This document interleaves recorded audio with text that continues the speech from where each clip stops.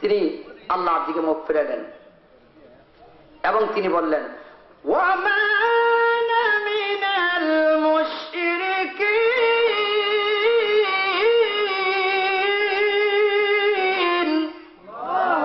আল্লাহু পাক। ওয়া মা আনা মিনাল মুশরিকিন, আমি মুশরিক নই, আমি শিরককারী নই, আমি ইব্রাহিম সত্যের পথে থাকতে চাই। সুবহানাল্লাহ বলেন। ভাইয়েরা আমার, এইভাবে অনেক দিন পার হয়ে গেল।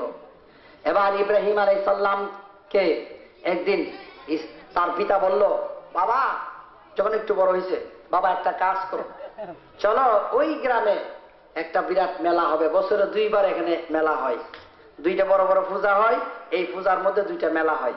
তো বললো যে বাবা চলো ওই মেলাতে আমরা যাই, এই মেলাতে গিয়ে আমরা ওই দেবদেবীর পূজাটা করে আসি।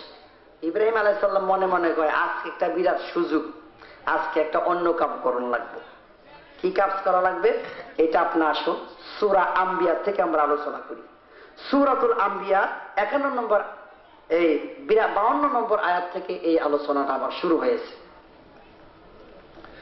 إذ قال لأبيه وقومه ما هذه التماثيل التي أنتم لها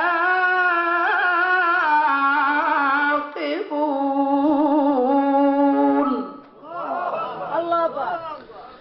আল্লাহু আকবার বললে আমার কাছে ভালো লাগবে। আমার তালে তালে, সুরের তালে তালে আল্লাহু আকবার বলবেন, দেখবেন যে কেরাতের স্টাইল আরো পাল্টাইব। আবার বলি,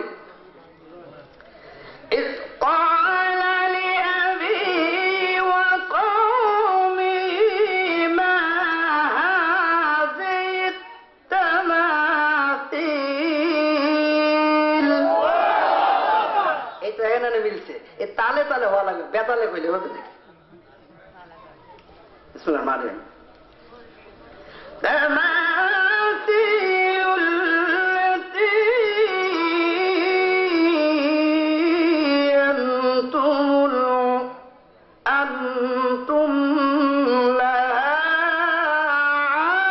عاقبون। আলহামদুলিল্লাহ। ইস ক্বালা, যখন বলল হযরত ইব্রাহিম আলাইহিস সালাম লি আবিহি, তার পিতাকে, ওয়া কওমিহি, এবং তার জাতিকে, যখন তার পিতা তাকে বলল যে চলো যাই ওই মেলাতে যাই, তখন তিনি তার পিতাকে আর তার জাতিকে বলতেছে, মা হাযিহি তামাসিল, তোমরা কি এই মূর্তিগুলির পূজা করো? আল্লাতি, যেগুলি আনতুম লাহা আকিফুন, যেগুলি কোনো ক্ষমতা নাই, যেগুলি হচ্ছে কুফরি, তোমরা কি সেগুলির ইবাদত করো? ক্বালু, তখন তার জাতিরা বলল, ওয়াজাদনা আবানা লাহা আবিদিন। তখন তার জাতিরা বলল, এটা হচ্ছে আমাদের বাপ দাদা পূর্বপুরুষরা করত, সেখান থেকে আমরা পেয়েছি এই দেবদেবীর পূজা। এতটুকু তারা বলছে। ক্বালু, তারা বলল, ওয়াজাদনা, আমরা পেয়েছি, ওয়াজাদনা মানে পেয়েছি, আবা, আমাদের পিতাদের কাছ থেকে, লাহা আবিদুন, যে আমাদের পিতাদেরকে দেখছি তারা আবিদুন, এগুলির ইবাদত করে। বিদায় অর্থ হলো আমরা এগুলির, এই পাথরগুলির, মূর্তিগুলির ইবাদত করি। তখন ইব্রাহিম আলাইহিস সালাম কি বলে দেখেন, ক্বালা লাকাদ কুনতুম আনতুম ওয়া আবাউকুম ফি দালালিম মুবিন। ইব্রাহিম আলাইহিস সালাম তখন বললেন, তোমরাও কুফরি করছো, তোমাদের পিতারাও কুফরি করে গেছে। লাকাদ কুনতুম আনতুম ওয়া আবাউকুম, তোমাদের পিতারাও কুফরি করেছে, তোমরাও কুফরি করেছো, ফি দালালিম মুবিন, স্পষ্ট তোমরা কুফরির মধ্যে আছো। তখনও ইব্রাহিম আলাইহিস সালাম নবুয়তি পায় নাই। তখন ইব্রাহিম আলাইহিস সালামের এই বক্তব্য, সুবহানাল্লাহ বলেন। কোন নবীরা কি কোনো সময় অন্যায় করতে পারে? তারা কি কখনো মিথ্যা কথা বলতে পারে? তারা কি কোনো সময় কুফরি করতে পারে? আগের যে আয়াত বলছিলাম, ওই আয়াত পরে এক মৌলানা সাহেব ওয়াজ করেছে, আমার নিজের কানে শোনা। আয়াত পরে বলতেছে ইব্রাহিম আলাইহিস সালাম যেহেতু কিছু সময়ের জন্য ওই তারকাকে কি করেছে, এই মানে ক্ষুধা মেরেছে, সুতরাং সাময়িক সময়ের জন্য হলেও তিনি কি করেছেন, কুফরি করেছেন। নাউযুবিল্লাহ বলেন। আরে মিয়া তখন ওনার বয়স হলো 7 বছর। আরে 7 বছরে তো কোনো তার শরীয়তই বড় হয় নাই, 12 বছর পরে এগুলো তার শরীয়ত। সুবহানাল্লাহ বলেন। তিনি তো তখন তো টেস্ট করে দেখলো, কিন্তু নিজের থেকেই তিনি সিদ্ধান্ত নিলেন যে না, এগুলি একটু কি নয়, আমার প্রভু নয়, বরং তিনি আমার প্রভু হবার, যিনি আমাকে হায়াত দিয়েছেন, যিনি বিশ্ব ব্রহ্মাণ্ড পালন কর্তা, যিনি সবগুলিকে বিচরণ করতেছেন, তিনি আমার প্রভু হবে। সেটা তো তখন নিজেতেই বলেছে। ভাইয়েরা আমার, তখন তিনি বললেন তোমার পিতা এবং যারা আছে তারা নির্ঘাত অন্যায়কারী, কুফুরির মধ্যে, মূর্তি পূজার মধ্যে রয়েছে। ক্বালু আজিতানা বিল হাক্কি আম আনতা মিনাল লাইবিন।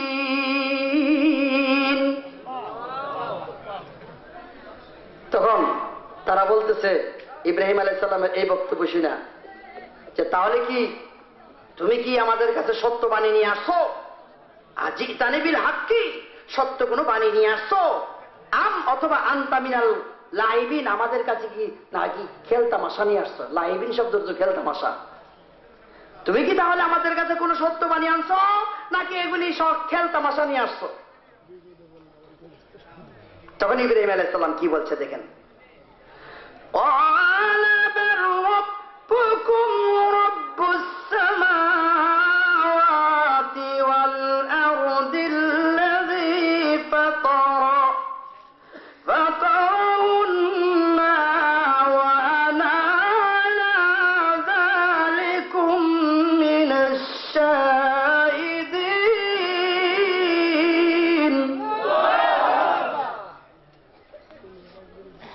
তখন তিনি বললেন বাল, বরং রব্বুকুম, তিনিই তোমাদের প্রভু।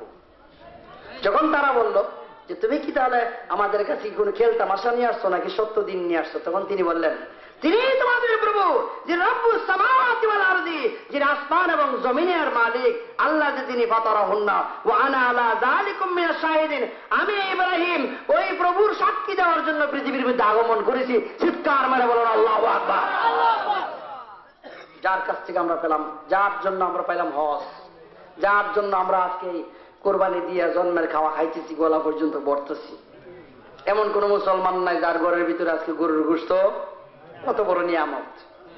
ধনী হই, গরিব হোক, ফকির হোক, মিসকিন হোক, যদি মুসলমানের সন্তান হয়ে থাকে, ঠিক ইসলাম বিধান করেছে যে ধনী লোকে জব করুক আর গরিব লোকে জব করুক, গোশত সবার বাড়িতে থাকবে, সবার বাড়িতে থাকবে, সবাই অন্তত পক্ষে জন্মের খাওয়া গলা পর্যন্ত খেতে পারবে।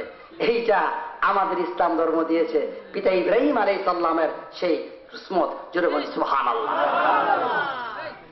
বন্ধুগণ, এইভাবে ইব্রাহিম আলাইহিস সালাম আল্লাহর পরিচয় দিয়ে দিলেন। এই কথা শোনার পর এই কাফেররা একদম তেলে বেগুনে জ্বলে উঠছে। এতদিন তো আমরা বাপ দাদার ধর্ম পালন করে আসছি, এখন আবার নতুন করে এমন কথা কেমন করে সে বলতেছে। মোটামুটি তর্ক বিতর্ক হয়েছে, মোটামুটি এখানে একটা ঝগড়া হয়েছে। এরপর ইব্রাহিম আলাইহিস সালাম মনে মনে একটা শপথ নিছে, একটা কসম লইছে। কসমটা আল্লাহ পাক দেখেন কিভাবে বলে, ওয়াতাল্লাইলা আকিদান্না আসনামাকুম বাদা আন তুওয়াল্লু মুদবিরিন।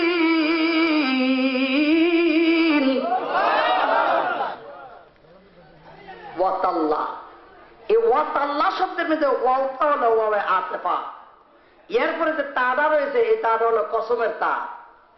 আরবি গ্রামারে 3টা হরফ দ্বারা কসম নেওয়া যায়। গ্রামার বলেছে 3টা হরফ দ্বারা কসম নেওয়া যায়, আকসাম নেওয়া যায়। এই আকসামটা নেওয়ার 3টা হরফের মধ্যে একটা হলো ওয়াও, আর একটা হলো তা, আর একটা হলো বা। বা এবং তা দ্বারা কসম নেওয়া হয় আল্লাহ শব্দের সঙ্গে ছাড়া, এটা অন্য কোনো শব্দের সাথে কসম নেওয়া জায়েজ নাই। আর ওয়াওটা সমস্ত শব্দের সাথে কসম নেওয়া যায়। এই জন্য আল্লাহ পাক এখানে তা দ্বারা কসম নিলেন। হযরত ইব্রাহিম আলাইহিস সালাম বলতে ওয়াতাল্লাহি আল্লাহর কসম লাকিদান্না আসতামাকুম বাদা আনতাওয়াল্লু মুদবিরিন তোমরা যাও, তোমরা কোথাও যাও, খালি তোমাদের এই মূর্তির ব্যাপারে আমি একটা সিদ্ধান্ত নেব। লাকিদান্না আমি একটা কায়দা করুম, কি করুম, আমি একটা কায়দা করুম, আমি একটা সিদ্ধান্ত নেব, তোমরা খালি এখান থেকে কোথাও যাও।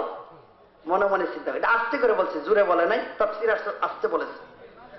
ফাজআলাহুম যুজাজান ইল্লা কাবীরান লাহুম লাআল্লাহুম ইলাইহি ইয়ারজিউন। ওই দিন তার পিতা বলল, বাবা ওই যে পাশের গ্রামে মেলা হচ্ছে, চলো।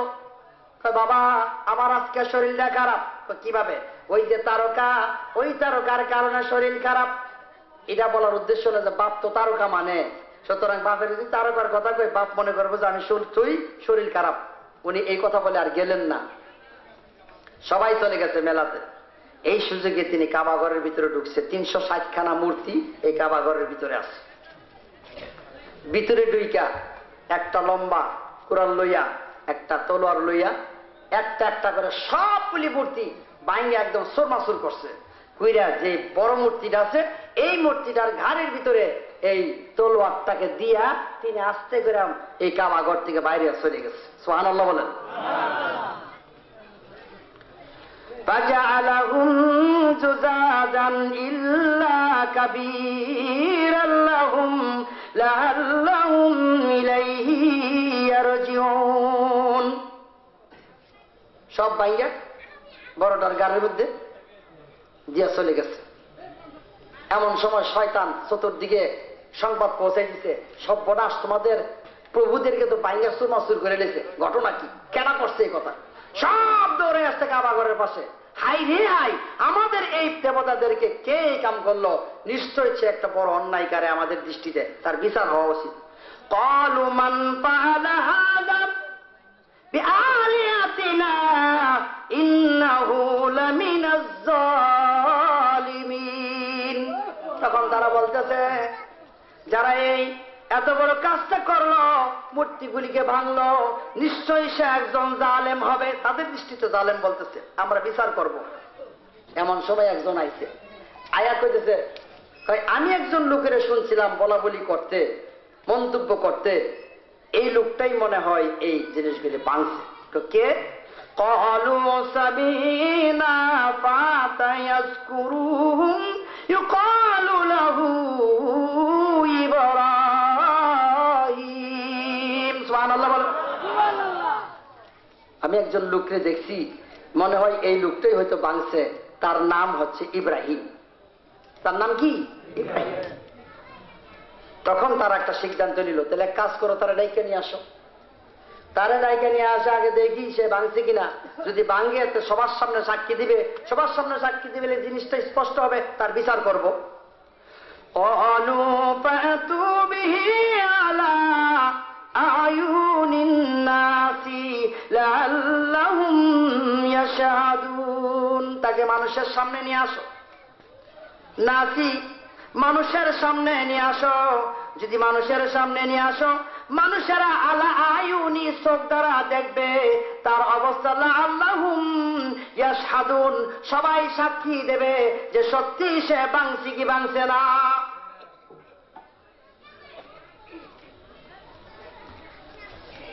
এবার তারা জিজ্ঞেস করতেছে, ক্বালু আ'আনতা ফাআলতা হাযা বিআলিয়াতিনা ইয়া ইব্রাহিম। ইব্রাহিম, তুমি কি এইগুলি কাজ করেছো? এত বড় জঘন্য কাজ কি তুমি করেছো? তখন ইব্রাহিমে খলিলুল্লাহ বলে, ক্বালা বাল ফাআলুহু, আমি না, ওইটা করছে। কাবাঘরের ভিতরে যেটার গাড়ির মধ্যে কোরআন তৈরি রাখছে, কইছে আমি না তো, বাল বরং ফাআলুহু, সে করছে কাজটা। কে করছে? কাবীরুহুম, এদের মধ্যে যেটা কাবীর মানে বড়, এদের মধ্যে মূর্তির মধ্যে যে মূর্তিটা বড়, ওই মূর্তিটা এইগুলি ভাঙছে, এটা আমার কাজ না। ফাসআলুহুম ইন কানু ইয়ানতিকুন, যদি তোমাদের মনে চায় জানার দরকার পড়ে ওই মূর্তিকে জিজ্ঞাসা করো যে সে কেন এই কাজটা করলো, কেন করছে, এর রাগ ধরছে, এই জন্য সব দেবতা ভাঙ্গে সে একলা দেবতা থাকতো চায়, এই জন্য একলা থাকে, সবটি ভাঙছে।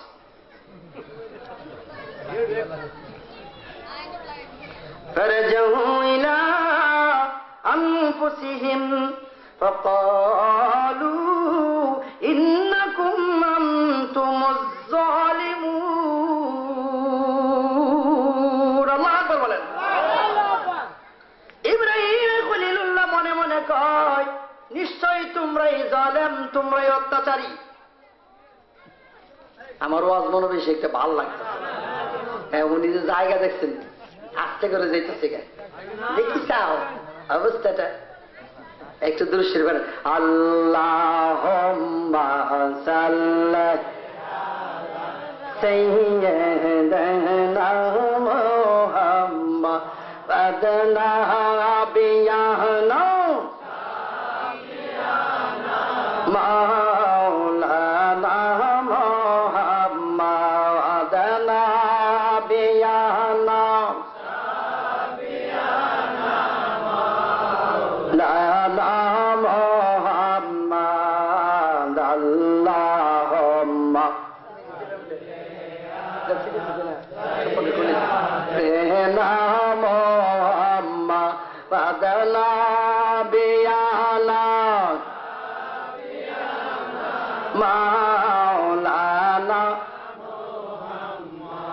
আদ তোমার নাম যে তো মধুর ডাকে রে দইবরিয়া, তোমার নাম যে তো মধুর ডাকে রে দইবরিয়া, হাইরে বিপদের কান্দার নবী সোয়া আসেন মদিনা।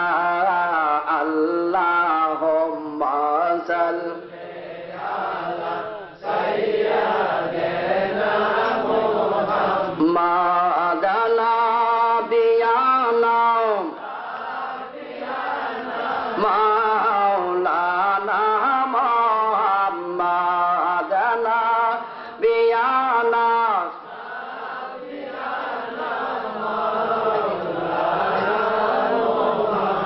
সুম্মা নুকিসু আলা রুউসিহিম লাকাদ আলিমতা মা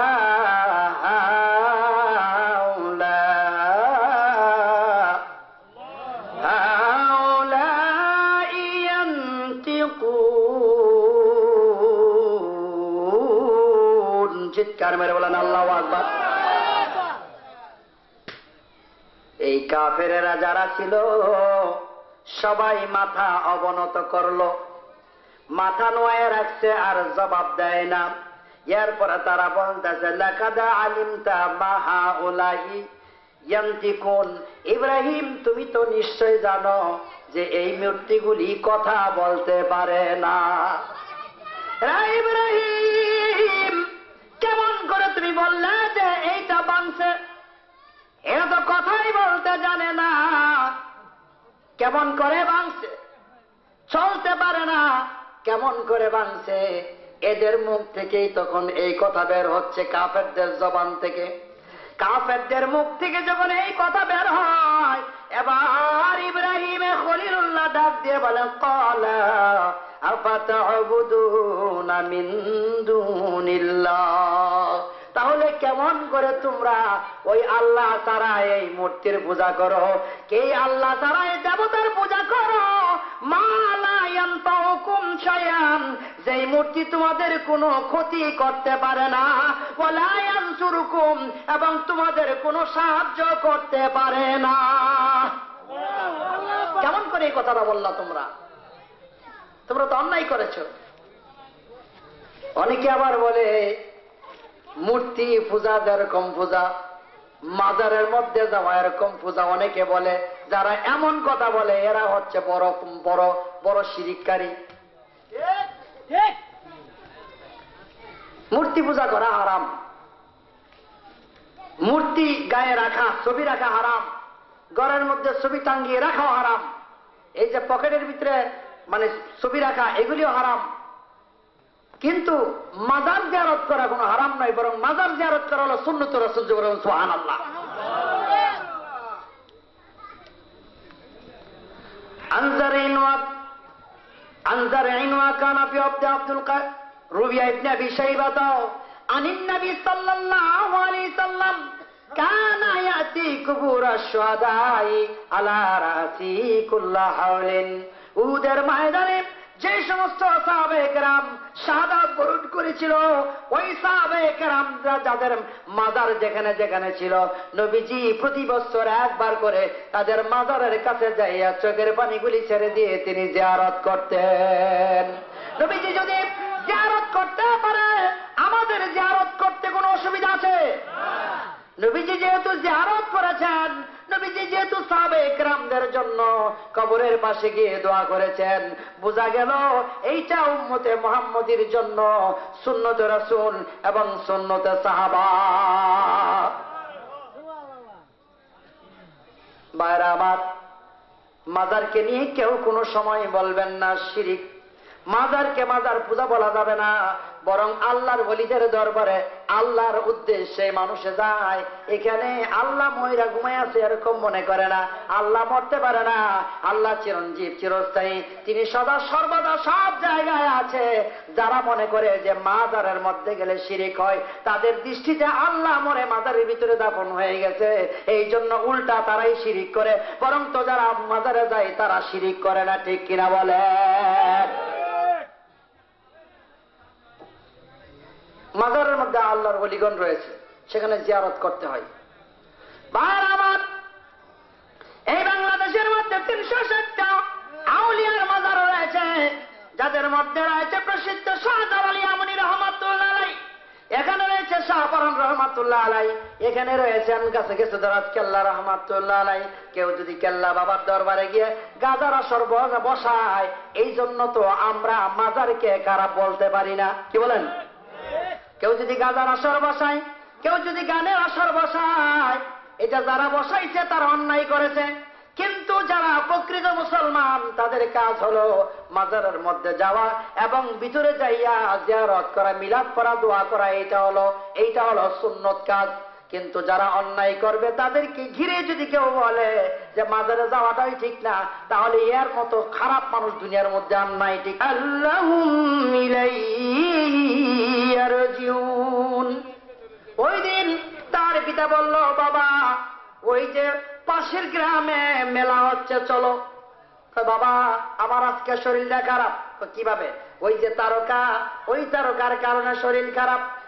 এটা বলার উদ্দেশ্য হলো যে বাপ তো তারকা মানে, সুতরাং বাপের যদি তারকার কথা কই, বাপ মনে করবো যে আমি তুই শরীর খারাপ। উনি এই কথা বলে আর গেলেন না, সবাই চলে গেছে মেলাতে। এই সুযোগে তিনি কাবাঘরের ভিতরে ঢুকছে। 360খানা মূর্তি এই কাবাঘরের ভিতরে আছে। ভিতরে ঢুইকা একটা লম্বা কুরআন লইয়া, একটা তলোয়ার লইয়া, একটা একটা করে সবগুলি মূর্তি ভাঙ্গে একদম সোরমাসুর করছে। কইরা যে বড় মূর্তিটা আছে, এই মূর্তিটার ঘাড়ের ভিতরে এই তলোয়ারটাকে দিয়া তিনি আস্তে করে এই কাবাঘর থেকে বাইরে চলে গেছে। সুবহানাল্লাহ বলেন।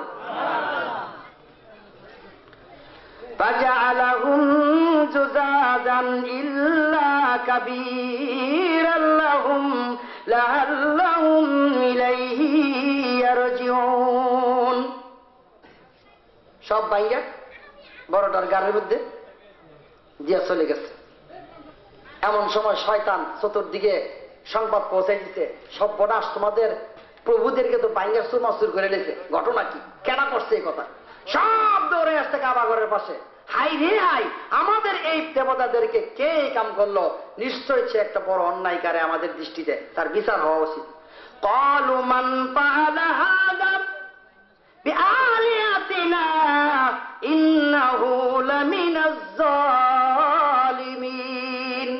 তখন তারা বলতেছে, যারা এই এত বড় কাজটা করলো, মূর্তিগুলিকে ভাঙলো, নিশ্চয়ই সে একজন জালেম হবে। তাদের দৃষ্টিতে জালেম বলতেছে, আমরা বিচার করব।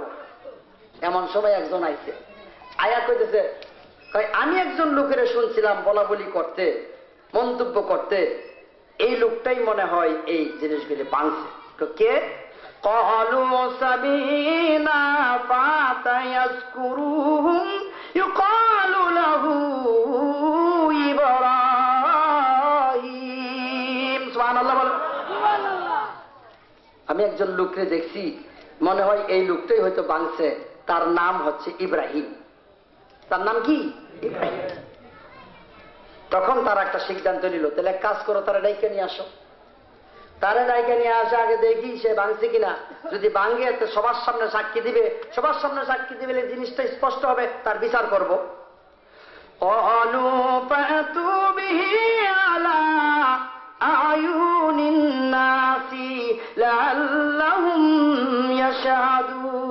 তাকে মানুষের সামনে নিয়ে আসো, নাসি মানুষের সামনে নিয়ে আসো।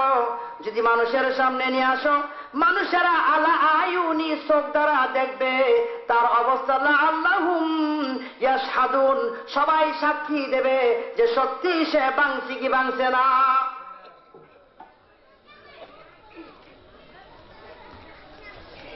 এবার তারা জিজ্ঞেস করতেছে, ক্বালু আ'আনতা ফাআলতা হাযা বিআলিয়াতিনা ইয়া ইব্রাহিম। ইব্রাহিম, তুমি কি এইগুলি কাজ করেছো? এত বড় জঘন্য কাজ কি তুমি করেছো? তখন ইব্রাহিমে খলিলুল্লাহ বলে, ক্বালা বাল ফাআলুহু, আমি না, ওইটা করছে। কাবাঘরের ভিতরে যেটার গাড়ির মধ্যে কোরআন তৈরি রাখছে, কইছে আমি না তো, বাল বরং ফাআলুহু, সে করছে কাজটা। কে করছে?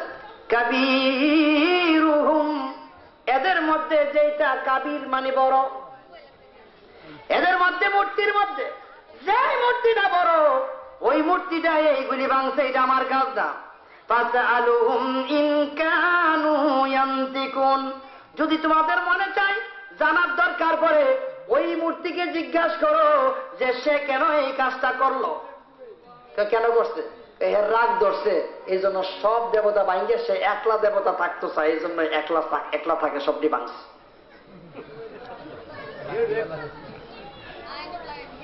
فرجعوا إلى أنفسهم فقالوا إنكم أنتم الظالمون।